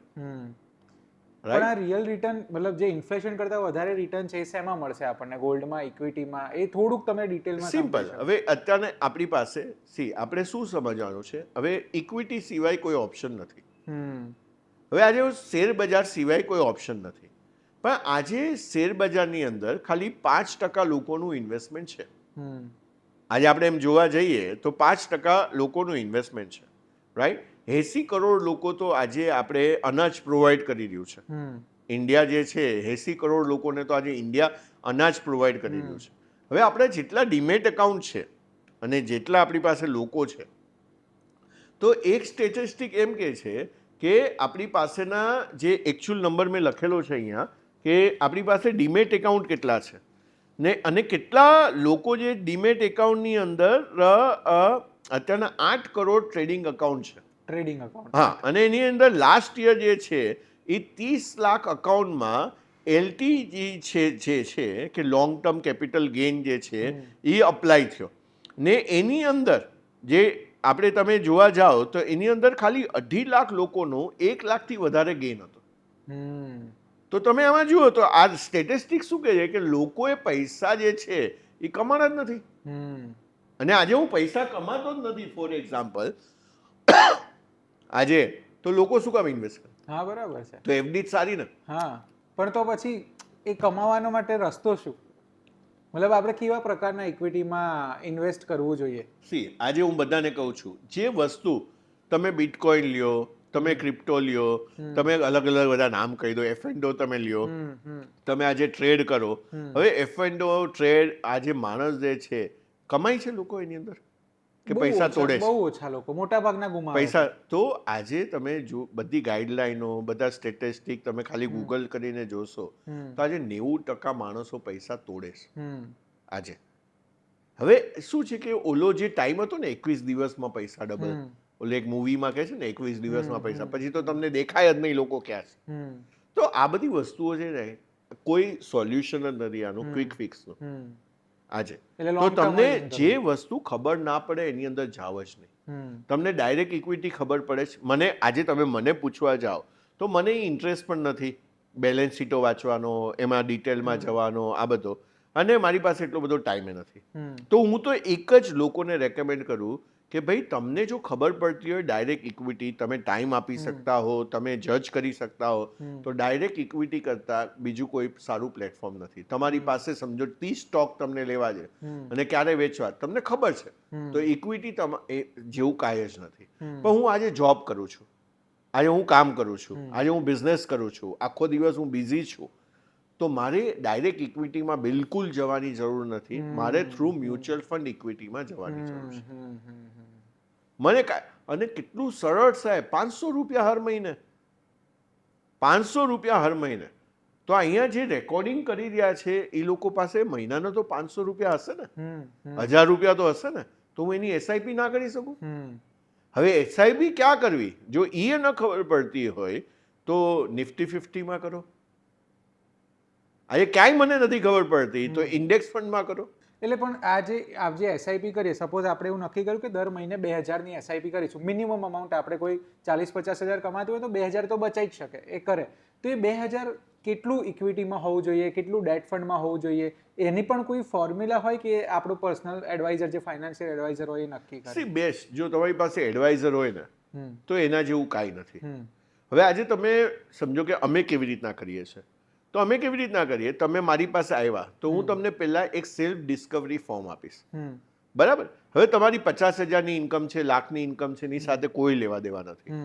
હવે એની અંદર પહેલા જ તમને પહેલું જે એની અંદર લખેલું છે એ તમારી ઇન્કમ લખેલી છે કે તમારી અને સ્પાઉસની ઇન્કમ કેટલી, પછી તમારા બોનસીસ કેટલા, બરાબર? તમારી બિઝનેસ ઇન્કમ હોય તો બિઝનેસ ઇન્કમ કેટલી, બરાબર? અને ટોટલ તમારી ઇન્કમ કેટલી થઈ. તો આ પહેલો પોર્શન તમારી ઇન્કમનો થઈ ગયો.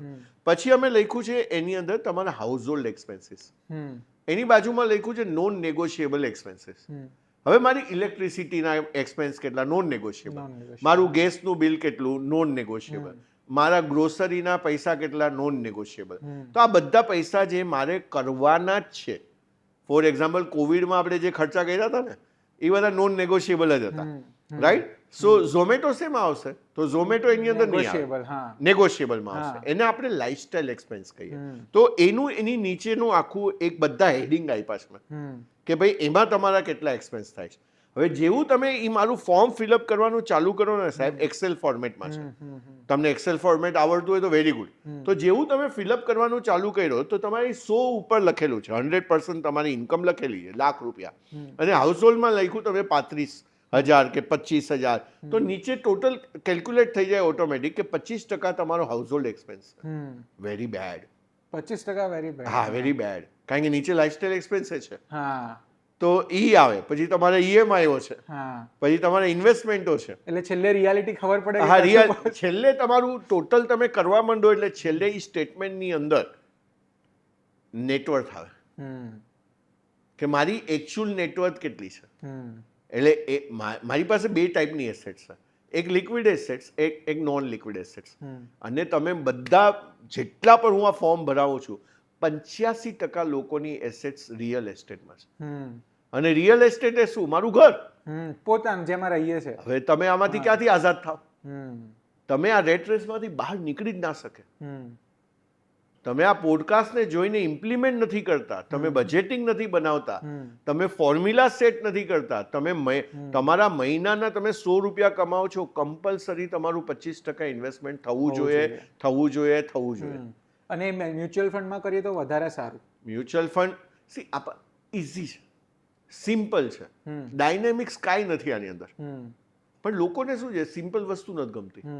ભાઈ તેડી મેડી લાવો ને કાંઈ, રોજ જોવું, રોજ એને એક્સાઇટમેન્ટ. લોકોને એક્સાઇટમેન્ટ પણ જેમ કે સર, મેં મ્યુચ્યુઅલ ફંડમાં થોડુંક ઇન્વેસ્ટ કર્યું છે ને, તો હું રોજ ખોલીને જોઉં છું. કોઈક દિવસ ગ્રીન હોય છે, કોઈક દિવસ રેડ હોય છે. તો જે દિવસે ગ્રીન હોય એ દિવસે તો સારું જ લાગે, પણ જે દિવસે રેડ હોય ને એ દિવસે એવું થાય કે આ ખોટા ઇન્વેસ્ટ. સો અહીંયા આગળ તમારે બધાએ બુક વાંચવાની જરૂર છે, સાયકોલોજી ઓફ મની. હવે જો તમે આ રીતના કરશો, શેર બજારને તમે મામાની દ્રષ્ટિએ જુઓ. મામાની દ્રષ્ટિએ તમને એક્ઝામ્પલ આપું. વોટ ઇઝ મામાની દ્રષ્ટિએ? હું એ પૂછવા જ જતો હતો કે મામાની દ્રષ્ટિએ એટલે મામા શું હોય? તો હવે સમજો કે ભાઈ આજે કોઈ બેન છે, સિસ્ટર છે. હવે એ આજે એનો ભાઈ છે, એ દુબઈ ગયો કે કેનેડા ગયો અને ત્યાં ભણીને ત્યાં સેટલ થઈ ગયો, બરાબર. બેનના લગ્નમાં આવ્યો, પછી બેનને બાળક થયું, અને પછી 10 વર્ષ પછી બાળકને સમજો મળે છે. તો બાળકને જોઈને શું કે કેટલું મોટું થઈ ગયું, મેં તો આને આટલું જોયું હતું, હવે આજે આટલું થઈ ગયું, બરાબર. હવે એની મમ્મીને એમ લાગે કે આ તો વધતું જ નથી, આ તો ગ્રોથ નથી થતું, કારણ કે રોજે રોજ સામે કે રોજ જુએ છે. પણ મામાએ 10 વર્ષે જોયું. એટલે લોંગ ટર્મ ઇન્વેસ્ટમેન્ટ કરવું જોઈએ એવું તમે કહો છો? લોંગ ટર્મ નહીં, જોવું ના જોઈએ રોજ. અચ્છા. કારણ કે આમાં ઇમોશન્સ છે, રોલર કોસ્ટર રાઈડ કહેવાય યાર. શેર બજાર શું છે? રોલર કોસ્ટર રાઈડ છે. હવે તમે મારી ઇન્વેસ્ટર મીટ થાય છે હર મહિને, અને મેં લોકોને અમારા બુલેટિન મોકલાવ્યા. હવે તમે 44 વર્ષની 45 વર્ષની જ્યારે છેલ્લી સાયકલ જુઓ છો, તો એમાંથી તમે જોશો કે 4 વર્ષ સુધી માર્કેટ જે છે એ નેગેટિવ રિટર્ન આપી દે છે, અને એક વર્ષે તમને એ 5 વર્ષમાં રોલિંગ રિટર્ન 20% થઈ ગયું. પણ તમે જે 4 વર્ષ તમે જે કાઢ્યા, અથવા તમે કોવિડના ટાઈમમાં માર્કેટ 25-30% ડાઉન હતું, તો જેના કરોડના પોર્ટફોલિયો હતા એ 70 લાખના થઈ ગયા.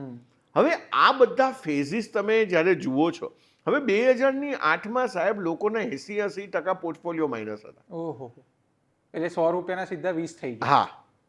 તો મારા જેવું કોઈ વ્યક્તિ હોય ને સર, તો હવે તમે તમે પૈસા કાઢી લે. હા, તમે રોજ જુઓ તો શું થાય? હા, કાઢી જ લઉં હું તો. પણ અહીંયા ટર્મ આવે ભારત પે ભરોસા. હવે તમે ભારત પે ભરોસા એટલે શું? તો આપણે એમ કહીએ કે ઇન્ડિયા જે જીડીપી વાઇઝ છે, તો આપણે ઇન્ડિયા કઈ કન્ટ્રીમાં આવે?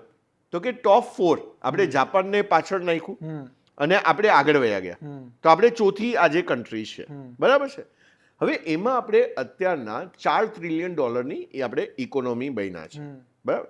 હવે આ $4 ટ્રિલિયન ઇકોનોમી બનતા આપણને 1947 થી લઈને આ 2025 સુધીમાં આપણે પહોંચ્યા. પણ પહેલું ટ્રિલિયન તમે જુઓ ને, તો મેજોરિટી ટાઈમ તમને પહેલા ટ્રિલિયનમાં લાગ્યો, અને છેલ્લું જે ચોથું ટ્રિલિયન જે બન્યું છે એ અત્યારના 5-6 વર્ષમાં આપણે આ બધી જર્નીમાં પહોંચી ગયા છે. હવે નેક્સ્ટ ટ્રિલિયન ક્યારે બનશે? અને 2030માં તો આજે મોતીલાલ ઓસવાલ કરીને બહુ મોટું એક ફંડ હાઉસ છે. તો મોતીલાલ ઓસવાલમાં જેમાં મારા બહુ સારા એવા મેન્ટર છે રામદેવ અગ્રવાલ. હવે રામદેવ અગ્રવાલનો હું એક પોડકાસ્ટ જોઈ રહ્યો હતો, આવો ઇન્ટરવ્યૂ જોઈ રહ્યો હતો, અને એમનું કેવું શું છે, અહીંયાથી હર 5 વર્ષે માર્કેટ ડબલ થશે. ઓકે, એટલે હવેથી જે સમય આવશે એમાં 5 વર્ષમાં માર્કેટ ડબલ થશે. તો એમનું ગણિત બહુ સિમ્પલ છે. તો એ કે માર્કેટ સમજો તમને 15% રિટર્ન આપે છે, તો 5 વર્ષમાં 15% જો કમ્પાઉન્ડિંગ રિટર્ન હોય તો 5 વર્ષમાં ડબલ થઈ જાય. બરાબર છે. તો એને પોડકાસ્ટમાં શું કહે છે એ, તો કે ભાઈ તમારા જે પણ તમે ઇન્વેસ્ટ કરો છો એમાં તમને 15% તો રિટર્ન મળવાના છે. ફિક્સ છે. હા, ફિક્સ નથી, વેરિયેબલ છે. એટલે 4 વર્ષે માર્કેટ જે પહેલાનું એક્ઝામ્પલ લે તો 4 વર્ષ માર્કેટ જે ડાઉન હતું અને પછી 5મે વર્ષે રિટર્ન આવીને મારા 15% થઈ ગયા. ઓકે, તો એ અત્યાર સુધીનો ટ્રેન્ડ છે ને. અહીંયાથી પણ ભારત પર જો ભરોસો હોય તો મ્યુચ્યુઅલ ફંડ જેવું આજે બેસ્ટ ઇન્વેસ્ટમેન્ટ કોઈ નથી. પણ સર એક એવું મીથ છે, લાઈક બહુ બધા લોકો એવી ચર્ચા કરતા હોય છે કે મ્યુચ્યુઅલ ફંડ ખાલી પૈસાદાર લોકો માટે જ છે, એટલે જ પૈસાદારો વધારે પૈસાદાર થઈ રહ્યા છે. તો આ મીથ કેમ છે? મતલબ એને કઈ રીતે આપણે સમજી શકીએ? પૈસાદાર વધારે પૈસાવાળા, હવે આજે મને તમે કહો કે આપણે ગૌતમ અડાની લઈએ, આપણે બિલ ગેટ્સ લઈએ, આપણે સ્ટીવ જોબની જે કંપની એપલ લઈએ કે એના આજે સ્ટેક હોલ્ડરને જોઈએ, આપણે મુકેશ અંબાણીને જોઈએ, એની નેટવર્થ કેવી રીતના કેલ્ક્યુલેટ થાય? તો એનો જે સ્ટેક છે, આજે જે શેર પ્રાઇસ છે is equal to any net worth થાય. હવે મને કહો 20% માર્કેટ ગયું તો મુકેશ અંબાણી બધા એના શેર વેચી કાઢશે? જે તમે હમણાં બોલ્યા એના બધા શેર, ગૌતમ અડાની એના બધા શેર વેચી નાખશે? બધા સ્ટોક વેચી નાખશે? હા કે ના? ના વેચે. તો આપણે કેમ વેચી નાખીએ છીએ? કારણ કે આપણને ભારત પર ભરોસો છે. ભારતની જે કંપનીઓમાં આપણે જે ઇન્વેસ્ટ કરેલું છે. અને સિમ્પલ આજે કેમ આપણે કહીએ છીએ કે ભાઈ મ્યુચ્યુઅલ ફંડ થ્રુ જાઓ. આજે આપણે તમને સમજો દાંતમાં દુખે છે, તમે કોની પાસે જાઓ છો? દાંતના ડોક્ટર પાસે. દાંતના ડોક્ટર. તમે કેમ નથી કાઢતા? આપણાથી ના કરાય. તો અહીંયા આપણને સમજાય છે, રાઈટ? તો મ્યુચ્યુઅલ ફંડ પાસે શું કામ જવાનું? જેવી રીતના દાંતનો ડોક્ટર છે, મ્યુચ્યુઅલ ફંડ ડોક્ટર છે. આજે તમને મને ઇક્વિટી ડાયરેક્ટ નથી સમજાતી, હું મ્યુચ્યુઅલ ફંડ થ્રુ રૂટ કરું છું આજે મારે, તો ત્યાં આગળ એક્સપર્ટ લોકો, દાંતનો ડોક્ટર એક્સપર્ટ છે. આજે મારે હાર્ટ સર્જરી કરાવી છે, એક્સપર્ટ છે. લોયર એક્સપર્ટ છે. આટલા વર્ષથી એને ભણીને ડેડિકેટલી એને ટાઈમ આપેલો છે. તો હું જ્યારે મ્યુચ્યુઅલ ફંડ સારા ફંડ હાઉસ પાસે જાઉં છું અને મારું પોતાની હું એસઆઈપી, મારી પોતાની આજે એસઆઈપીઓ ચાલુ છે, મારી ડોટરની એસઆઈપીઓ ચાલુ છે, મારા બધા ક્લાયન્ટોની અમે લોકો એસઆઈપી કરાવીએ છીએ. તો કેમ મ્યુચ્યુઅલ ફંડ થ્રુ કરાવીએ છીએ? કારણ કે ડાયવર્સિફાઈ પોર્ટફોલિયો છે. આજે મને કાંઈ જોવાની જરૂર, મારે તો શું જોવાનું છે? આજે હું મ્યુચ્યુઅલ ફંડ ચૂઝ કરું તો મારે શું જોવાનું છે? તો સૌથી પહેલા એએમસી. તો એસ્ટેટ મેનેજમેન્ટ કંપની જે છે એએમસી, તો એ રેપ્યુટેડ છે કે નહીં, એના કેટલા વર્ષનો ટ્રેક રેકોર્ડ છે, તો મેં એ પહેલા જોઈ લીધી. બરાબર. પછી મારે જોવાનું છે કે હું કયું ફંડ સિલેક્ટ કરું છું. બરાબર. તો તમારે એ જોવાનું છે કે ભાઈ આજે તમે સમજો 3,000 રૂપિયાની એ ઇન્વેસ્ટમેન્ટ કરી રહ્યા છો અને 7 વર્ષથી વધારે તમારી પાસે સમય છે.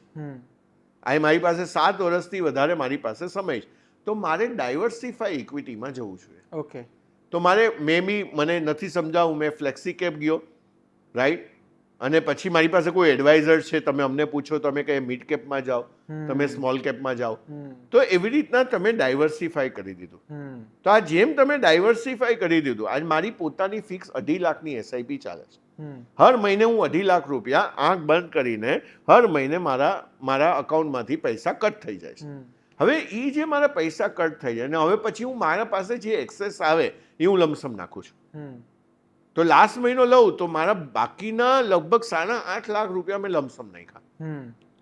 તો મારું લાસ્ટ મંથની બેલેન્સ શીટ એટલે અકાઉન્ટિંગમાં ટોટલ 11 લાખ રૂપિયાનું મેં ઇન્વેસ્ટમેન્ટ કર્યું. પણ મેં શેમાં ઇન્વેસ્ટ કર્યું? તો મ્યુચ્યુઅલ ફંડમાં ડાયરેક્ટ ઇક્વિટી ફ્લેક્સી કેપ છે મારી પાસે. મારી પાસે 33% ફ્લેક્સી કેપ છે, 33% મિડ કેપ છે અને 33% સ્મોલ કેપ. ઓકે, એટલે આમાંથી એકાદ સોર્સ પણ ઉપર નીચે થાય તો બાકીના સોર્સમાં આપણા પૈસા સેફ. કારણ કે મારું પાસે આજે મારે બધી જવાબદારીઓ પૂરી કરી દીધી છે. હવે મને આજે 7 વર્ષ સુધી મને કોઈ ફંડની જરૂર જ નથી. કારણ કે મારું મેપિંગ કરેલું છે. મને કયા વર્ષે કેટલું, મારી દીકરીના લગ્ન કર્યા તો એનું ફંડ મારી પાસે રેડી હતું. હવે જ્યારે મારે બીજી દીકરીના લગ્ન કરવાનું આવશે તો મારી પાસે ફંડ રેડી છે. મારી પાસે ઘર તો કોઈ ઈએમઆઈ નથી, ક્યાંય મારી પાસે ઈએમઆઈ નથી, તો મારી પાસે પૈસા બચે છે. અને એની જરૂર છે કે આમ જે મારી પુસ્તકમાં ધનનું વાવેતર જે પુસ્તક છે એમાં મેં લખેલું છે આ કે તમે સારા ખેડૂત બનો. તમે ખેડૂત શું કરે છે? તો આજે બીજ નાખે છે, આજે પેલા જમીનને ખેડે છે, પછી બીજ નાખે છે, પછી એનું ધ્યાન રાખે છે, પછી એને પાક આવે છે. તો આજે તો લોકો ખેડતા જ નથી. મારી ઇંગ્લિશમાં એની બુક છે ફાઇનાન્શિયલ ફાર્મિંગ. તમે ફાર્મિંગ કરો, પૈસાનું વાવેતર કરો, ધનનું વાવેતર કરો. અને આ બધી વસ્તુઓ નહીં કરીએ તો પૈસા માટે કામ કરવા માટે તૈયાર રહ્યો. જીવો ત્યાં સુધી મરો. જોડે મારે અહીંયા આપણે સમપ તરફ છીએ ને પેલા બે પ્રશ્ન એક અગત્યના મારે પૂછવા છે. એક તો આપણે મ્યુચ્યુઅલ ફંડમાં રોકાણ કરીએ, ચલો એગ્રી કે આપણે રોકાણ કરવા માટે રેડી થયા, પણ અત્યારે તો માર્કેટ લગભગ બધા વર્લ્ડના માર્કેટ ઓલ ટાઈમ હાઈ છે. તો અત્યારે રોકાણ કરીશ તો ભવિષ્યમાં કદાચ પડી જાય એવું શક્યતા ખરી? મતલબ હું પૂછવા એવું માંગુ છું. બધી સાયકલો છે. હવે આપણે એમ સમજવાનું છે બજાર શેના પર ડિપેન્ડન્ટ છે. આજે બજાર જે છે ઇન્ટરનલ અને એક્સટર્નલ ફેક્ટર પર ડિપેન્ડ કરે. હવે એક્સટર્નલ ફેક્ટર એટલે શું? તો યુક્રેનમાં ક્યાંય થયું તો આપણને ઇમ્પેક્ટ થશે, બહુ ઇમ્પેક્ટ થશે, પણ એ ટેમ્પરરી હોય. આજે કોઈ પણ પહેલા આપણું શું હતું? પહેલા બજાર આપણે FII કહેતા હતા, ફોરેન ઇન્વેસ્ટમેન્ટ ઇન્સ્ટિટ્યૂટ, એના ઉપર ડિપેન્ડ કરતું હતું. પણ હવે આજે તમે જુઓ આપણો હર મહિનાનો SIP નો ફ્લો કેટલો છે. આજે કેટલા રૂપિયા SIPમાં આવી રહ્યા છે. આજે મ્યુચ્યુઅલ ફંડમાં એક ઇન્ડસ્ટ્રી, આજે તમે વિચાર કરો 1 લાખ કરોડના ફંડો થઈ ગયા છે. આજે હું કોઈ ફંડનું નામ નથી લેતો, નહીં તો લોકોને રેકમેન્ડેશન લાગશે, પણ આજે એક ફ્લેક્સીકેપ ફંડ છે સાહેબ, એનું આજે સૌથી નંબર 1 ફંડ કહેવાય છે. 1,03,000 કરોડનું આજે એસેટ અંડર મેનેજમેન્ટ એ એક જ ફંડમાં છે. 1,03,000 કરોડ, 1,03,000 એક જ ફંડ, ફ્લેક્સીકેપ ફંડ આગળ એનું નામ છે, પછી ફ્લેક્સીકેપ ફંડ. તો એની અંદર જ 1,03,000 કરોડનું આજે એસેટ અંડર મેનેજમેન્ટ છે. તો તમારા મારા જેવા લોકોએ એની અંદર, મારી પોતાની પણ SIP એની અંદર ચાલે છે. તો આજે એની અંદર એટલું થઈ ગયું છે. હવે તમે એમ કહીએ માર્કેટ પડશે, બિલકુલ પડશે, કારણ કે એના ઉપર એક્સટર્નલ ઉપર કંટ્રોલ જ નથી. આજે એક્સટર્નલ ઉપર મને કોઈ કંટ્રોલ જ નથી. શું સાહેબ વેલ્થ ક્રિએશનની એક ફોર્મ્યુલા છે, અને આપણે સમજો કે આખું પોડકાસ્ટમાં તમે કાંઈ ન સમજાવ હોય કાંઈ વાંધો નહીં, પણ આ ફોર્મ્યુલા પણ આપણે સમજી લીધી ને તો આપણે વેલ્થ ક્રિએશનમાં આપણે બખ્ખા કરશું, વેલ્થ ક્રિએશનમાં આપણે ઝંડા ગાળશું. ઓકે. અને હું હર પોડકાસ્ટમાં કહું છું એક ડિસિઝન લઈ લ્યો, એક શપથ લઈ લ્યો કે મને પૈસા માટે કામ નથી કરવું. રાઈટ? મની મારા માટે કામ કરે. અને જો તમે આ ડિસિઝન લઈ લેશો ને, જે આપણને આઝાદી પણ એવી રીતના જ મળી, કારણ કે કોઈએ ડિસિઝન લીધું, મહેનત કરી એની પાછળ, અને બધા લોકોએ એની પાછળ જે બલિદાનો આપ્યા ને એના લીધે આપણને આઝાદી મળી છે. હવે તમારે એક જનરેશનને કે ભાઈ આ છેલ્લું જનરેશન મિડલ ક્લાસ હશે, અને એ જો મેં કોઈ પણ વસ્તુ આપણે નક્કી કરી લેવાની છે, અને માણસનું તો સ્વભાવમાં જ છે કે એ નક્કી કરી લે, એ પહોંચી શકે. એ હવે સમજો કે ભાઈ મૂન પર જઈ શકે અને કાંઈ પણ કરી શકે, બરાબર છે. એ તો આપણે બધા પાસે બહુ બધા એક્ઝામ્પલો છે. તો વેલ્થ ક્રિએશનની ફોર્મ્યુલા શું છે? તો ફ્યુચર વેલ્યુ. તો હવે મને ફ્યુચરમાં એક વેલ્યુ જુએ છે, બરાબર છે. તો ઇઝ ઇક્વલ ટુ PV, એટલે એને આપણે FV કહીએ, future value is equal to PV, present value. હવે પ્રેઝન્ટ વેલ્યુમાં મારે શું કરવાનું છે? તો મારે વધારે ઇન્વેસ્ટમેન્ટ કરવાનું છે. તો એ મારે શીખવાનું કે હું વધારે ઇન્વેસ્ટમેન્ટ, મોર વેલ્થ. સમજો મારે ફ્યુચરમાં મોર વેલ્થ ક્રિએટ કરવી છે તો પ્રેઝન્ટમાં મારે બી તો નાખવા પડશે, બીજ તો મારે વાવવા પડશે. તો મારે જે પ્રેઝન્ટ વેલ્યુ છે એની સાથે મારે આગળ શું કરવાના? Into 1. Okay, into 1, બ્રેકેટમાં 1, right, plus એને R. તો R એટલે શું? તો રિટર્ન. ઓકે, અને બ્રેકેટ ક્લોઝ કરીએ એને તો પછી T આવે. ઓકે, તો આ ફોર્મ્યુલા છે. પ્રેઝન્ટ વેલ્યુ ઇન્ટુ 1, પછી પ્લસ R, રાઈટ, અને એનું જે ઇઝ ઇક્વલ ટુ આવે એ આપણું રિટર્ન, રાઈટ, રિટર્ન, અને પછી T, ટાઈમ. Okay, time. તો હવે આમાં વિચાર કરો મને 10% આવ્યા, 15% આવ્યા, 20% કોઈ પણ, તો એ આર સાથે, આર તો કન્સર્ન છે જ આપણને, પણ સૌથી મેઇન વેલ્થ ક્રિએશન ફોર્મ્યુલામાં આપણે જે પહેલા જોયું ને કે ભાઈ 6.5 કરોડ રૂપિયા બને છે, કારણ કે એ 6.5 કરોડ ક્યારે બન્યા? મેં 20 વર્ષ આપ્યા ત્યારે. આજે તમે વિચાર કરો તો સૌથી વેલ્થ ક્રિએશનની આ ફોર્મ્યુલાની અંદર સૌથી ઇમ્પોર્ટન્ટ છે ટાઈમ. હું કેટલો ટાઈમ આપું છું. આજે આપણા બાળકને આપણે 25 વર્ષ આપીએ છીએ અને પછી આપણે વિચાર કરીએ કે એ વિચાર કરે કે એ કમાતું થાય.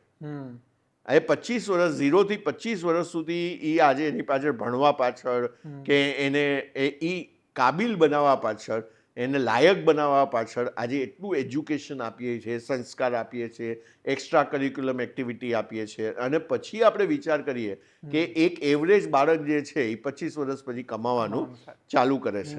પણ આપણે પોર્ટફોલિયોમાં તમે આજે ઇન્વેસ્ટ કરો છો ને કાલે તમે એના ભાવ જુઓ છો. લોંગ ટર્મ માટે રાખવાનું છે આપણે. ટાઈમ વેલ્થ ક્રિએશન ફોર્મ્યુલામાં સૌથી ઇમ્પોર્ટન્ટ છે ટાઈમ. તો તમે ટાઈમ આપ્યો હોય ને તો જ તમે આઝાદ થઈ શકશો. બસ હવે સર મારે છેલ્લું એ સમજવું છે કે રિસ્ક અને રિટર્ન. ઇન્વેસ્ટ કરીએ એટલે રિસ્ક તો રહેવાનું છે, અને રિટર્ન હંમેશા આપણા બધા માટે કન્સર્ન હોય કે મને જેટલું વધારે સારું મળે. હવે આ બંનેને બેલેન્સ કઈ રીતે કરવા, આ છેલ્લાથી આપણે સમઅપ કરીએ. શું આને બેલેન્સ એટલે શું? એક તો પહેલા ઇન્ડિયામાં એક્સપેક્ટેશન રોંગ છે. એક્સપેક્ટેશન રોંગ એટલે શું? તો આજે મને મારા પૈસા 1 વર્ષમાં ડબલ થઈ જવા જોઈએ, 2 વર્ષમાં ડબલ થઈ જવા જોઈએ, તો રિસ્ક તો રહેવાનું છે, કારણ કે મેં એક્સપેક્ટેશન જ રોંગ સેટ કરી દીધા છે. આ એક્સપેક્ટેશન કોઈ દિવસ રખાય જ નહીં. આપણે શું વિચારવાનું છે કે ભાઈ મારે, અને સૌથી વધારે તમારે શું શેના ઉપર કામ કરવાનું છે? તો તમારે અર્નિંગ સ્કિલ ઉપર કામ કરવાનું છે. હવે તમે કયો કંટ્રોલ તમારી પાસે શેના પાસે છે, કે એક્સટર્નલ પર કે ઇન્ટરનલ પર? ઇન્ટરનલ પર. તો તમે આજે 25,000 કમાઓ છો, તો તમે એમ વિચારો ને 3 વર્ષમાં હું 75 કેવી રીતના કમાઉં, અને એના માટે તમારે બજેટિંગ રાખવાનું છે કે હું એ એક્સ્ટ્રા રૂપિયા હું જે કમાવા 75,000, ને મેં સાહેબ અત્યાર સુધી મારા આટલા વર્ષ, અત્યારના પણ હું હમણાં એક્ઝામ આપીને આવ્યો છું. અચ્છા. તો મારા 3 મોડ્યુલની એક્ઝામ છે જે QPFP કરીને છે, સો ક્વોલિફાઈડ પર્સનલ ફાઇનાન્શિયલ પ્રોફેશનલ. તો એની એનું મને સર્ટિફિકેશન એ જોવે છે, અને એમાં હું ભણી પણ રહ્યો છું. તો મારું એવરી સેટરડે હવે બીજા 6 મહિના બ્લોક છે, કારણ કે તમે તમારી સ્કિલ શાર્પન કરી રહ્યા છો. મારે તો ભણવાનું જ છે.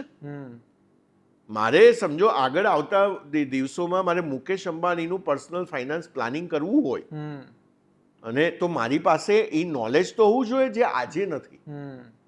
આજે આપણે કોઈ માણસ આજે 100 કરોડ છે, 200 કરોડ છે, એના પર્સનલ ફાઇનાન્સ કરીએ છીએ આપણે પ્લાનિંગ, પણ જે માણસ આ લેવલ પર છે, જે રિચેસ્ટ માણસો છે, એનું મારે પર્સનલ ફાઇનાન્સ કરવું હોય તો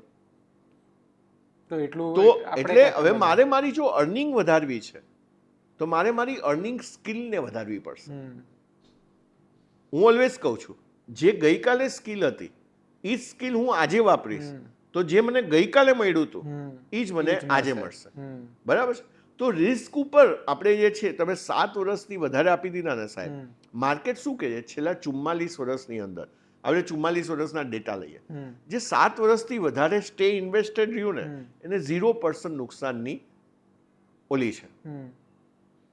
જે 44 વર્ષના ડેટામાં સમજો તમે એક જ વર્ષમાંથી જઈ અને નીકળી ગયા તો તમને 30 વાર પ્રોફિટ થયો છે, અને તમને 15 વર્ષ નુકસાન, 15 વખત નુકસાન થયું છે. એટલે આમ તો 15 વખત જ પ્રોફિટ થયો. હા, એટલે 30 વર્ષ તમને પ્રોફિટ થયો અને 15 વર્ષ તમને નુકસાન થયું. એટલે આ 45 વર્ષનો ટ્રેક રેકોર્ડ એમ કે તમે 3 વર્ષ રૂકી ગયા, 3 વર્ષ રૂકી ગયા, તો તમને હવે 3 વર્ષ નીકળી ગયા તો કેટલા 42 વર્ષ રહ્યા. તો 42 વર્ષની અંદર 7 વર્ષ માર્કેટ નેગેટિવ હતું, બાકીનો ટાઈમ પોઝિટિવ. ઓકે, એટલે પોઝિટિવનો ટાઈમ વધી ગયો. પોઝિટિવ તમે, કારણ કે તમે સ્ટે ઇન્વેસ્ટેડ રહ્યા. હવે તમે આજે વાવીને કાલે જુઓ કે એમાંથી કઈ નીકળું કે નહીં, તો ક્યાંથી નીકળે? તમને સમજો ટ્રી જુએ છે, તો આજે ટ્રી માટે તમને આજે મેંગો જુએ છે તમને, તો મેંગો પર કેટલા વર્ષ આજે વાવીને 5-7 વર્ષ તો 10 વર્ષ તો તમારે ટાઈમ તો આપવો પડે ને. ભાઈ આજે શું છે, રિટર્ન એટલે નથી લોકોના બનતા. મારા બધા સેશનમાં પૂછું બધાને કે શેર બજારમાં રિટર્ન બને છે, તો બધા કે હા શેર બજારમાં રિટર્ન બને છે. પણ હું એ પૂછું પછી તમારું બન્યું હમ તો ના એમાં જવાય. જવાબ હોય ના અમારા શેર બજારમાં રિટર્ન નથી બન્યા. કારણ કે આ તમે જે ક્વેશ્ચન બહુ સરસ પૂછ્યો કે રિસ્ક મેનેજમેન્ટ, મારે રિસ્ક અને રિટર્નને મેનેજ કરવાના છે. હમ અને હું જો ટાઈમ આપી દીધો મેં, એટલે મારા ગોલ પ્રમાણે મારે પ્લાનિંગ કરવાનું, તો રાતોરાત મારે કરોડપતિ થવું છે એ સપના કાઢી નાખો. સર થેન્ક યુ સર, તમે આટલું ડિટેલમાં સમજાવ્યું ને. મને જે કી ટેકઅવેઝ લાગ્યા, એક તો લોંગ ટર્મ માટે ઇન્વેસ્ટ કરવું જોઈએ, slow and steady wins the race. Long term માટે ઇન્વેસ્ટ કરવું જોઈએ, અને ઇક્વિટી ના કરી તો એટલીસ્ટ મ્યુચ્યુઅલ ફંડ કરીને સેવિંગ્સ તો કરવા જ જોઈએ. મ્યુચ્યુઅલ ફંડ ઇક્વિટી કરવાનું, ઓકે. તમે મ્યુચ્યુઅલ ફંડ ઇક્વિટીમાં ઇન્વેસ્ટ કરો, રાઈટ. અને તમારી પાસે બધા પાસે સલાહકાર હોવો જોઈએ. આજે તમે કોઈ વિચાર કરી લો ને કે ભાઈ અર્જુનને પણ વિષાદ યોગ થયો તો કે નહીં, થયો તો. ભાઈ હું લડું કે ના લડું, એવું જ શેર બજારમાં છે ને ભાઈ, હું રહું કે ના રહું, કયા લઉં. હવે આજે મ્યુચ્યુઅલ ફંડ સહી હે પર કોણ સા, હવે આનો પર મેં વિડીયો બનાવ્યો છે જે અમારી ઇન્ટરનલ કોમ્યુનિટીને બધાને આપી એમ લોકો કે ભાઈ 5,000 મ્યુચ્યુઅલ ફંડ છે, એમાં આપણી પાસે કયા હોવા જોઈએ, તો એના ક્રાઇટેરિયા કયા, કેવી રીતના મારે એને સિલેક્ટ કરવાના. તો આપણે સર નેક્સ્ટ એપિસોડમાં બેસીશું ને ત્યારે આ મ્યુચ્યુઅલ ફંડને ડિટેલમાં સમજીશું કે એવા કયા થંબ રૂલ હોય કે કયા પ્રકારના મ્યુચ્યુઅલ ફંડમાં જવું. But thank you so much sir, તમે આટલું સરસ ટાઈમ આપ્યો, અમને આટલું ડિટેલમાં સમજાવ્યું. પર્સનલી હું 2 વસ્તુ તો શીખ્યો જ છું. હજી જ્યારે આ વિડીયો હું કદાચ ધ્યાનથી જોઈશ ત્યારે બીજી 3 વસ્તુ મને નવી શીખવા મળશે. તો સર આપણે મળીશું ફરીથી એકવાર ચોક્કસથી. તમને પણ આ પોડકાસ્ટ ગમ્યો હોય, કંઈ સવાલ હોય તો કમેન્ટ કરીને અમને કહેજો. હું તમને મળીશ એક નવા ગેસ્ટ સાથે, એક નવા પોડકાસ્ટ સાથે આવતા શુક્રવારે. બેસીશું ને ત્યારે આ મ્યુચ્યુઅલ ફંડને ડિટેલમાં સમજીશું કે એવા કયા થંબ રૂલ હોય કે કયા પ્રકારના મ્યુચ્યુઅલ ફંડમાં જવું. But thank you so much sir, તમે આટલું સરસ ટાઈમ આપ્યો, અમને આટલું ડિટેલમાં સમજાવ્યું. પર્સનલી હું 2 વસ્તુ તો શીખ્યો જ છું. હજી જ્યારે આ વિડીયો હું કદાચ ધ્યાનથી જોઈશ ત્યારે બીજી 3 વસ્તુ મને નવી શીખવા મળશે. તો સર આપણે મળીશું ફરીથી એકવાર ચોક્કસથી. તમને પણ આ પોડકાસ્ટ ગમ્યો હોય, કંઈ સવાલ હોય તો કમેન્ટ કરીને અમને કહેજો. હું તમને મળીશ એક નવા ગેસ્ટ સાથે, એક નવા પોડકાસ્ટ સાથે આવતા શુક્રવારે.